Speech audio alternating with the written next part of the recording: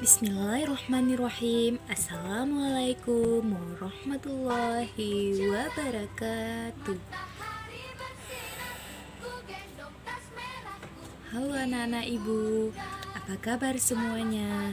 Ibu harap kabar kalian baik-baik saja ya. Walaupun pada saat ini kita masih belum bisa berjumpa di dalam kelas secara tatap muka, ibu harap kalian tetap semangat belajarnya. Baiklah, sebelum kita masuk ke dalam materi pada hari ini, alangkah baiknya kita berdoa terlebih dahulu. Berdoa dimulai.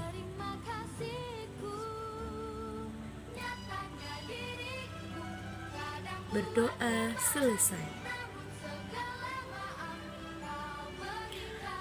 Baiklah, anak-anak ibu, apa ada yang tahu hari ini kita akan belajar materi apa? Ya, benar. Kita hari ini akan mempelajari mengenai tafsir tahlili, tafsir maudhu'i, dan tafsir muqarrar. Sebelum kita masuk ke dalam materi, alangkah baiknya kita mengenali kompetensi dasar yang akan kita pelajari pada hari ini. Kompetensi dasar yang pertama tentang menjelaskan pengertian tafsir tahlili, tafsir maudhu'i, dan tafsir muqarrar. Kompetensi dasar yang kedua, membandingkan cara penafsiran tafsir tahlili, tafsir maudhu'i, dan tafsir muqarrar. Sebelum ibu masuk ke dalam materi tafsir tahlili, apakah dari anak-anak ibu ada yang mengetahui apa itu tafsir tahlili?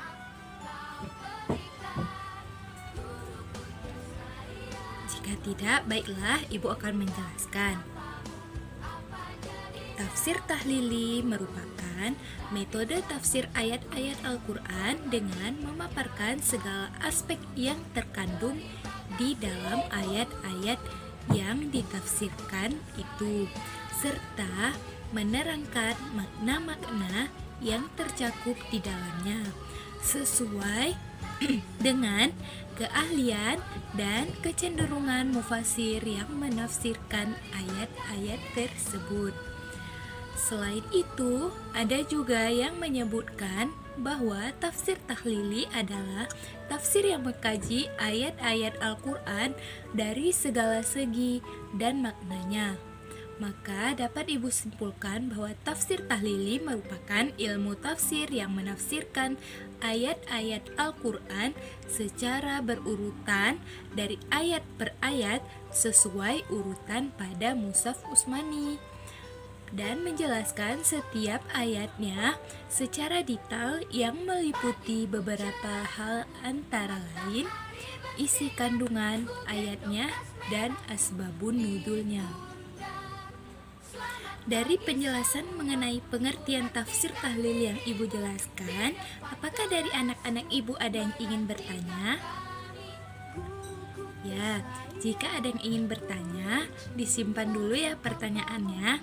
Nanti di akhir penjelasan semua materi, ibu akan bertanya kepada kalian siapa yang ingin bertanya atau siapa yang masih belum mengerti terkait materi yang sudah ibu jelaskan.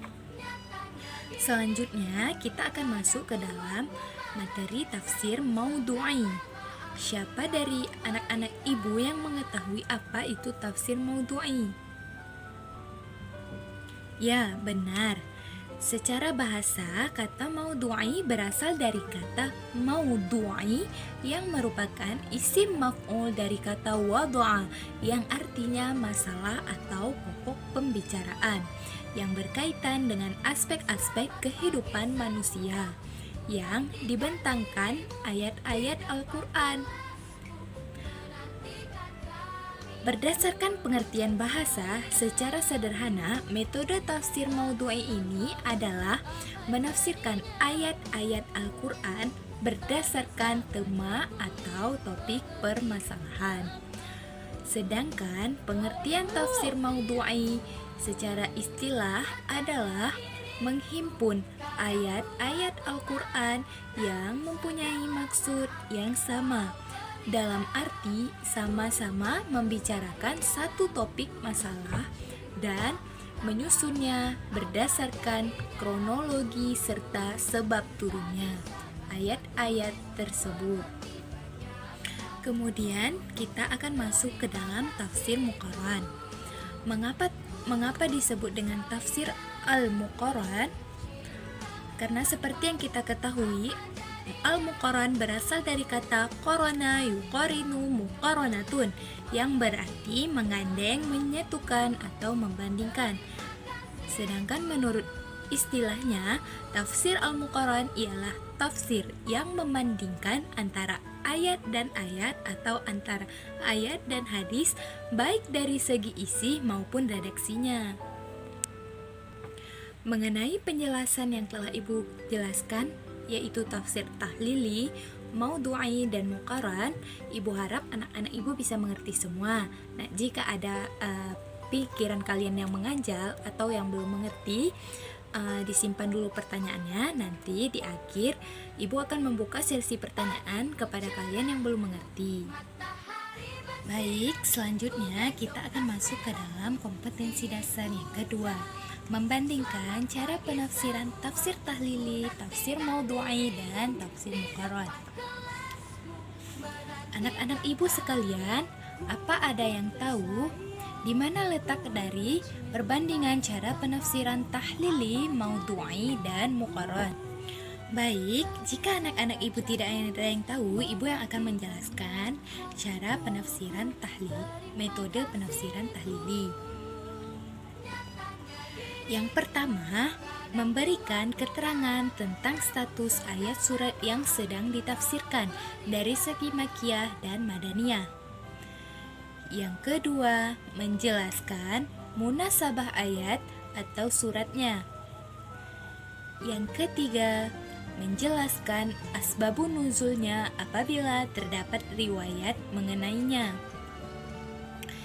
Yang keempat, menjelaskan makna al-mufradat dari masing-masing ayat serta unsur-unsur bahasa Arab lainnya, seperti dari segi i'rab dan balaghahnya, fasahah, bayan, dan ijaznya.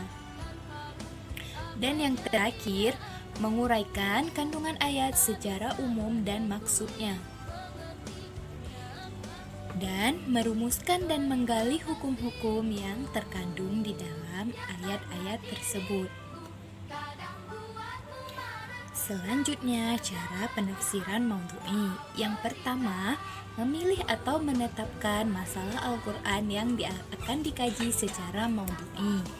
Yang kedua, melacak dan menghimpun ayat-ayat yang berkaitan dengan masalah yang telah ditetapkan, ayat makiyah atau ayat madaniyah. Yang ketiga, menyusun ayat-ayat tersebut secara runtut menurut kronologi masa turunnya, disertai pengetahuan mengenai latar belakang turunnya atau sabab al-nuzulnya. Yang keempat, mengetahui hubungan munasabah ayat-ayat tersebut dalam masing-masing suratnya.